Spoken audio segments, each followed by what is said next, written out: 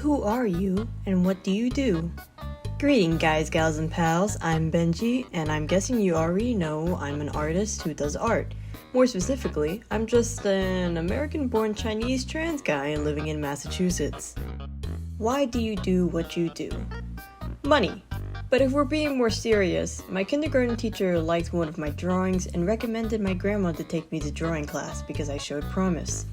My family paid for me to go to art class up until COVID because my class got canceled, and by then I'd become disillusioned with art classes. With the rise of tutorials on the internet, I felt that the art classes were a waste of money by then, especially since a lot of it dealt with replicating existing pieces rather than creating our own. That definitely affected my ability to find my art style growing up, and I only recently started to have a more consistent style. Overall though, art is my beloved, and betrothed, as I always like to say. How do you work? I get all the references or whatever that I need and draw the sketch using pencil and paper. I take a photo of the page, go to the Ibis paint. God damn it. I usually accidentally say like IBS paint, and then my friends are like, oh yes, irritable bowel syndrome. No, it's Ibis paint X. Yeah, okay. And then I grab my stylus and start doing the line art.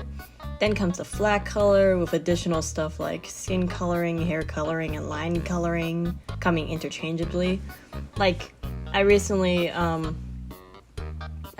started trying different skin coloring techniques because usually before I add the skin coloring, my characters look like corpses with how goddamn bland their skin is, I guess. Hair coloring, that's just, because the hair also kind of looks bland as well. And then line coloring, it's something I picked up like maybe a few months ago because black outline, I like it, but also it's good to add some color and stuff.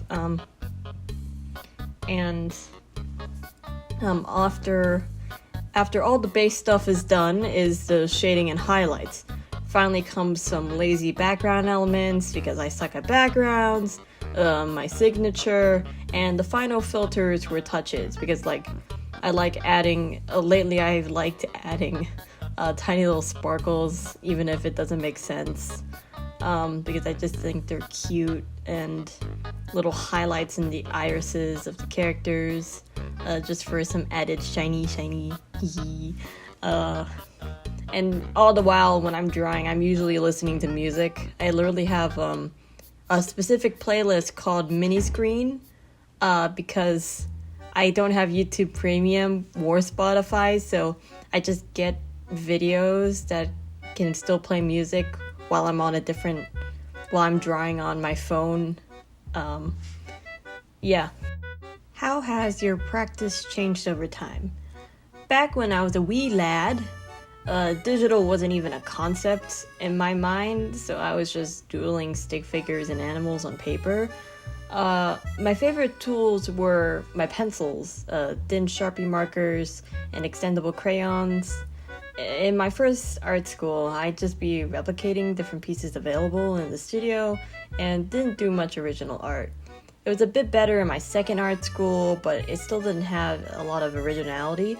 Some of my first attempts at digital art were around 2015 and 2017, but I don't really have a set way to confirm it because my first digital pieces were, I think, on a different phone maybe, so the files have been erased, but I have of ugly drawing of Flowey in Undertale Amino, and since Undertale was released in 2015, I assume it was somewhere around that time because Undertale took up a very large chunk of my childhood. And my biggest rapid advancement with my art happened during the pandemic. Thanks to my Invader Zim phase, I spat out in multiple comics. No school? Oh, I guess I'll just draw for hours at a time. Uh, from there, I've basically continued consuming as many art tutorials and experience I could. So now I'm here with my current art process. What work do you most enjoy doing? Fan art is definitely what gives me the most motivation when drawing. I'm drawing something I love, and I get the added benefit that when I post it, other people who love it will see it. Meanwhile, while I do adore my OCs, there's the sinking feeling at the back of my head that when I post it, it won't be as well received as my fan art, so it feels like I'm wasting my time because, you gotta keep posting for the algorithm, and if I spend time on something that doesn't do well, that's not good for me and stuff, What's your favorite artwork? It's a tie between Char debut, POV Crimson judging you as you bleed out on the floor, and a Spamton angel drawing I did that is an Etsy exclusive. So you guys who haven't bought the Spamton keychains won't know what I'm talking about, unfortunately. Convenient Etsy promo, but I genuinely do like the drawing I made for the customers. Wait, hold on, how's my Spamton impression? Now's your chance to be a big shot. Nah, I'm cringe, I'm so sorry. What jobs have you done other than being an artist? It always surprises people when I tell them this, but my first job was when I was 18 and I became a security guard for the summer. Why a security guard? Why, it's obviously because I'm a Five Nights at Freddy's fan. Second job is a library assistant, so that's pretty sweet because I like libraries. What superpower would you have and why? Simple answer is shape-shifting. It's free trans surgery at that point. I'm able to survive or escape basically every situation, and I get to look good. The more complicated superpower I've thought about many times is getting to choose when I live or die.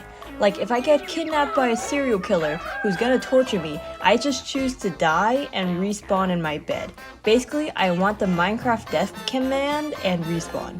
When I'm in between, I get to watch everything from my dead body until I choose to respawn. So maybe I get to learn some info on the murderer before I respawn and then get them arrested. Don't worry, it's not immortality. If I want to, I can set myself to respawn in like 1,000 years and fast forward to then, or if I'm ready to rest, I reincarnate as someone else. How do you define success as an artist? I think I'll think of myself as successful when I get 500 plus engagement on all of my art posts, 10 plus sales on Redbubble daily, and 10 plus sales on Etsy weekly. Engagement and sales matter the most financially, but if I'm one of the big shots in one of the online communities like Zarla, Carly Holly, Bamsara, Sadist, etc., that'll be a sign that I finally made it. Because, what's it called? Household names. Yeah, I think that's probably it. Yeah, probably. Yeah. Things for fans to know. I have autism, ADHD, depression, and social anxiety. Yippee! That was sarcasm. The key thing here is the social anxiety because God doesn't get in my way a lot. Please keep in mind when I interact, when I interact or don't interact with you. Yeah, it's probably because of social anxiety. Please keep it in mind when I interact. Please keep the social anxiety in mind when I interact or don't interact with you. The depression will also affect my posting frequency, though frankly, I think I can blame college more for that. Yes, I'm a college student. God save my soul. Also, I'm not religious, I'm agnostic. I wish I could just have my own little... It's something I often think about, but wouldn't it be cool if you could just have your own little timeless pocket dimension, and then I I could take as much time as I wanted to just draw something until it was finished and then come back to reality, so I don't have to feel so much pressure from the algorithm, because I'm like, oh, I spent 0 seconds on this art piece, but it's already done and I can post it. I put in my posting backlog, and then I can basically post everything every other day. Like, the people who can draw in like a single day and have a finished art piece are crazy. Like, for the Crimson drawing that I made, POV, Crimson judges you while you're bleeding out on the floor. That took like 2 days, but that required me to basically neglect all my human functions. So if I'm being honest, pain. What fandoms are you in? Please let me know if I'm using any of my neurodivergent terms wrong. My special interests, my first one that I can remember was Minecraft when I was a little kid. And then like there's FNAF, Undertale, and the most recent is Spamton specifically.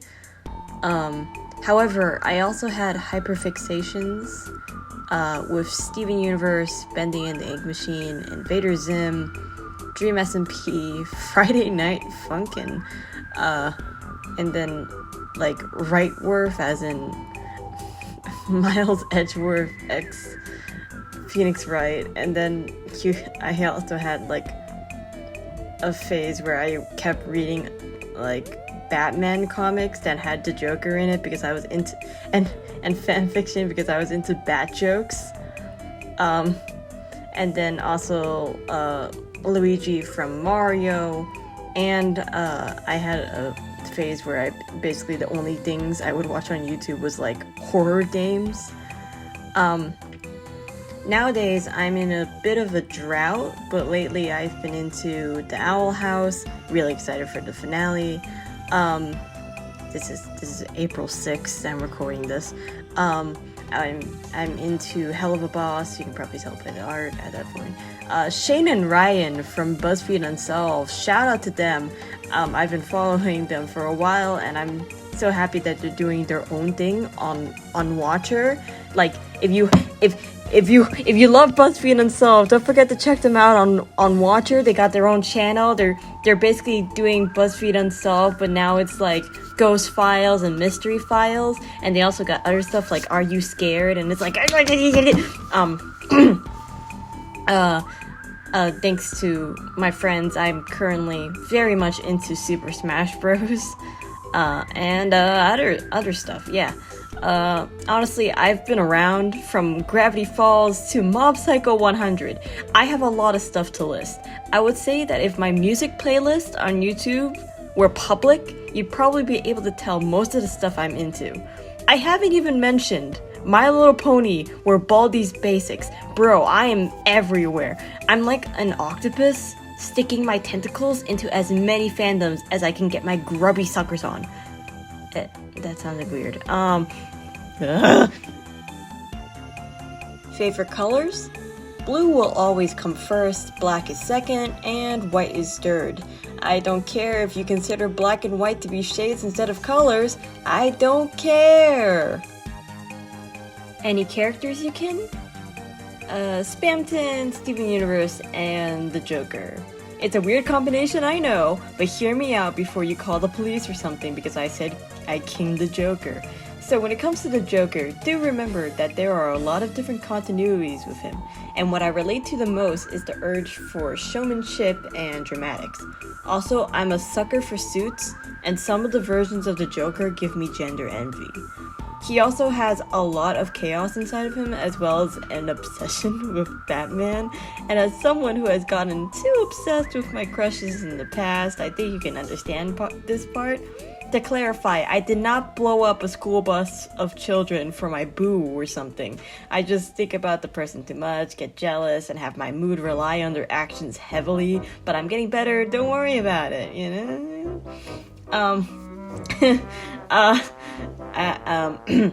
As for Spamton, he's a little businessman like I'm trying to be. he went from unsuccessful to very successful, and then he crashed. Something I'm scared of doing. At the time I kinned him the most, I was feeling like I was in my spam phase because I didn't get a lot of traction and I felt desperate. Hopefully one day I get my big shot arc, but also avoid the big crash and burn. In the story, his friends cut off their ties with him, and it was very relatable at the time because I had recently cut off ties with all of my friends. Frankly, one of the things I'm scared of is being abandoned by all of my friends and family, being unsuccessful financially, and then dying alone. Overall, I love Spamton so much. He's a little... I just want... He's a... I don't know the fandom terms by heart. He's either a little scrunkly or he's a little meow meow. Probably a little meow meow because he does help in Chris and Noelle killing everyone in the weird route. Okay, and then there's Steven, and I imagine that if all three of these fellas were together, Steven would probably know about the situation. Frankly, I wanted to draw fan art of that, but I haven't gotten around to it yet because Also, to clarify, I specifically kin Steven Universe Future Steven rather than Kid Steven. During Steven Universe Future's run, it was mental gutter time, and honestly, Steven was like my spirit animal. Dysfunctional family you feel like you can't talk to even if you love them. You feel like a mediator even when it's exhausting. Rejection, depression, anxiety, anger, and the want to run away. Yes, felt man. It's funny, but in the finale where Steven starts sobbing, I didn't really cry the first time. However, with my mental health going downhill, each time I've revisited that scene, my tears increase because I feel his sobbing so much. Man, I need a hug. I know there's a lot of criticism for the finale and also the show in general, but I would like to get some things out of the way. Number one, the diamonds were not redeemed. It's just that it's hard to do anything against three all-powerful space emperors. So you gotta pull the hey, we're family card so they don't they don't kill you and the family you actually like. And it's more of like having homophobic grandparents, but like since they're family, you kind of do feel bad because it's like having those relatives that you hate, but you kind of need them because maybe they financially support you or something, or whatever. I don't know. It's a metaphor, I guess. I don't know, but either way, I understand. Plus, besides in future, Steven definitely does not forgive them. He tried to smash White Diamond's head into that pillar to kill her. At least the diamonds are trying to fix the things they've caused. They're bringing the gems that were shattered, were used in experiments back to life and stuff. And also, Steven is not as much of a crybaby as he was, and frankly, he is not as forgiving as the memes make him out to be. I mean, he sliced Spinel the moment she sliced up the rest of his family. Like, he will defend himself. He stabbed Bismuth when she was about to kill him. He's not... Okay, I would like to clarify that I do think the Jack Horner memes are funny. Don't get me wrong, but it bothers me a little bit. Could you tell? Yes, you could. Oh man, You plan on opening commissions. I hope to open commissions one day, but I am anxious about it. Frankly, it might be better to wait till I have more followers so that I can actually get comms in the first place. Favorite movie? Puss in Boots... Puss in Boots The Last Wish, of course. Before that was Steven Universe the movie and Invader Zim Enter the Florpus. Encanto also has a soft spot in my heart, though. How much time do you spend on your phone? I think my daily average is around 11 hours, with some days being more or less. Most of the time, I'm either drawing or on YouTube, and I wouldn't be surprised if most of the YouTube time is me listening to music. I think So I keep track of screen time on my phone, and I think my record might have been 22 hours. I can't remember though. Either way, yippee! Any pets? My house has pet fish, but they belong to my mom more than they belong to me. I did have a history of pet fish, but that was a bad idea. I'm so sorry. Meanwhile, I currently have a Venus flytrap named Vanessa. Vanessa, yeah. The name is inspired by Vanessa from Security Breach, but with the Venus of a Venus flytrap, so it's Vanessa. Vanessa goes by she, they pronouns, and I love them very much. Plant fatherhood has been a rocky and confusing time, but what matters is that I adopted her from a Home Depot Def Cube July 3rd, 2022, and they're currently still alive.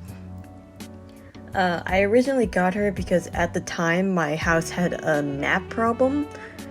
My family also used to have a Venus flytrap when I was a kid, but none of us knew how to take care of it, and they died. Do remember that you should give your Venus flytrap distilled rain or reverse osmosis water only, no tap or bottled water.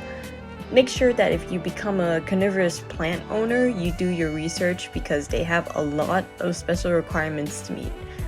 I've always liked Venus flytraps because I thought they were cool, but I realized that I also feel bad whenever he eats a bug because it's not a pretty death. Either way, I love Vanessa a lot, and they're currently the only family member living with me at college. My sweet baby girl also gave me a shock recently because I thought she died, but it was just a winter dormancy. To clarify, I thought she had gone through winter dormancy already, and I had left her alone during spring break, which was a horrible idea. When I came back, their repotted moss material dried out because, like, she in the past, when she was in her original pot, she could last a week and not be all dried out because it was smaller. I had recently repotted her, so it was a bigger pot, and I guess the water didn't last as long or something. I don't know, or maybe it was just an illusion.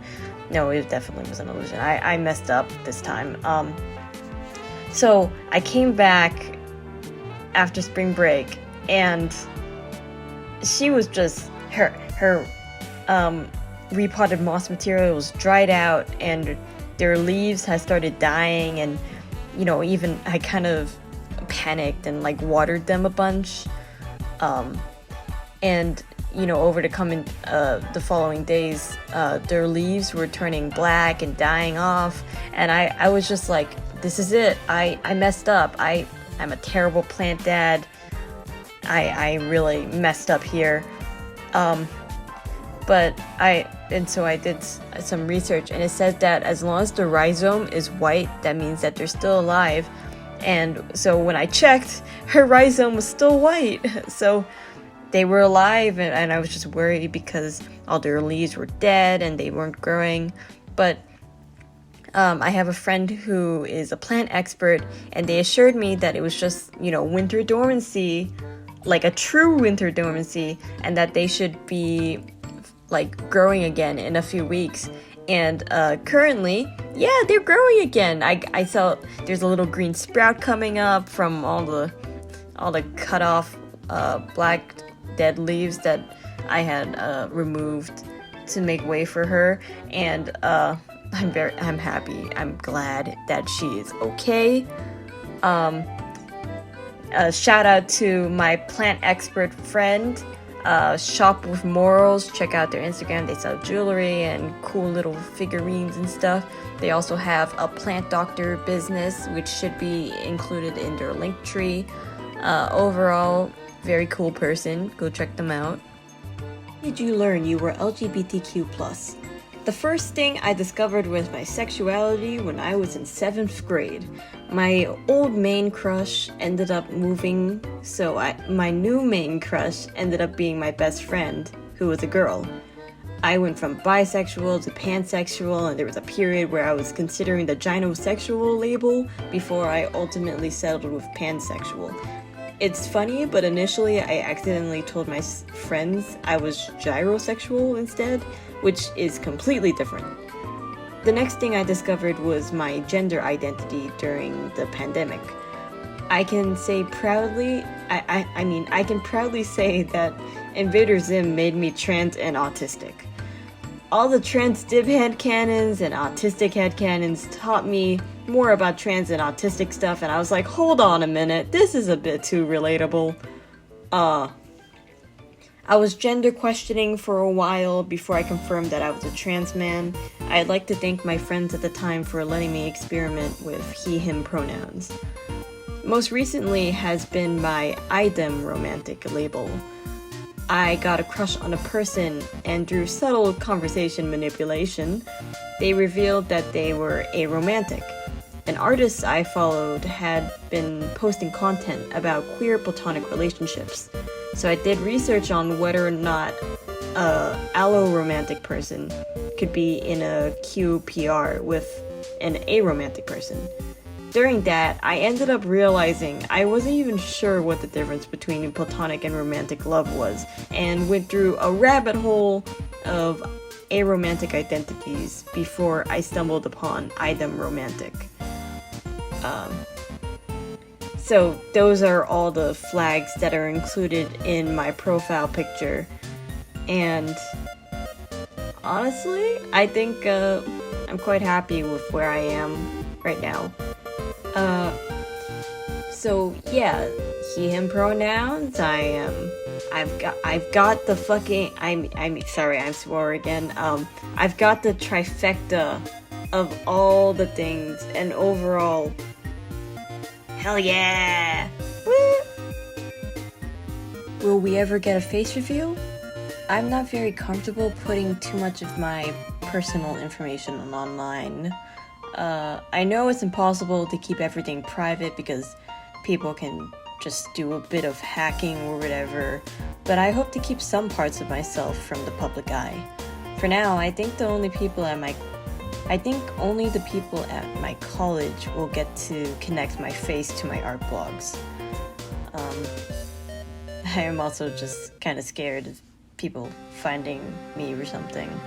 And I find that face revealing is a very dangerous business. I mean, you're putting your face out there to everyone, and if you become too famous, you'll probably get identified in public a lot. And I know some people like meeting fans and all that stuff, but honestly, if someone approached me in public and were like, "Oh, whoa, it's you! I'm such a big fan," or something like that, I would probably freak out because I'm shy. Or a better way to say is that I'm socially anxious, and maybe I'm just trying to get my groceries or something, and I don't really. Not to say that I don't enjoy your presence, it's just I feel awkward. I'm usually a pretty private individual in real life. Besides, we all saw what happened when Dream did a face reveal, am I right? I mean, I watched the video and I was like, oh, okay. And then I just see on Twitter or something, the trending hashtag is he's ugly, and I'm like, bro, what the hell? I don't have that many body insecurity issues, but I certainly don't want to cause myself any negative self-perceptions. Maybe I will do a face reveal, but I mean, I'm not famous enough that for it to matter right now anyways. So yeah. Favorite animal? I'm a basic bitch. It's cat 100%. In Minecraft, I'd be ecstatic to get a cat with the tuxedo skin and call it Mittens. Thanks to how, as a kid, I got that as my first Minecraft minifigure and proceeded to base an entire comic series on her and my friend's Enderman minifigure. So you got Mittens and Slendy Adventure. Yes, I know, it's such a creative title and such creative names. I called the Enderman Slendy. Woo! And the funny thing is that I'm slightly allergic to cats, but that can't stop me. A little tingling in the fingers won't stop me from petting a cat. I actually have a lot of other slight allergies to certain foods, but it's fine when they're cooked or processed, so they're cool. Yeah, like apples. Oh! Apples were my jam when I was a kid, and then I got allergic to them, and then I haven't eaten an apple in I don't know how long, but it's usually okay if it's organic. Apparently, if you microwave it for like 30 seconds, it kills the enzyme or whatever that causes me to be allergic to it, so I can eat it. I can have applesauce, I can have apple juice, so that's how I supplement my craving for apples, but I can't have the apple slices from McDonald's without getting an allergic reaction, and it sucks because the McDonald's apple slices, they taste so good. You plan to sell other items besides cement and keychains. I don't really know what else to sell besides the cement and keychains. I mean, that's the reason I got Redbubble. I just post my art and then people get their products without the need for me to prepare them like I do with the keychains on Etsy. I drew the Spanton art a while ago and realized he'd make a really cute keychain with him hanging by his little strings. Vogue Race came up as one of the popular choices for making keychains, and so far with 116 keychains, I've spent over $200. Please buy them. Now that I have a printable thank you note with the Etsy exclusive Spamton drawing, I print out a sheet with like 12 of them, cut them out, tape them to the keychain baggie, cut a part of present decoration to tape on like a string. I don't know how to describe it. It's just some like the little bow you put on top of a present. I don't know what it's called. And then I put the product in the packaging envelope. I pay for and then print out the shipping label, because yes, you have to pay for the shipping labels. And then go to the mailbox to put it in. I also make sure to check in on the location of the packages to make sure there aren't any problems. Like the other day, I got an order from Australia of all places, and I was like, "Oh, please make it! Oh, please make it! Don't have any problems."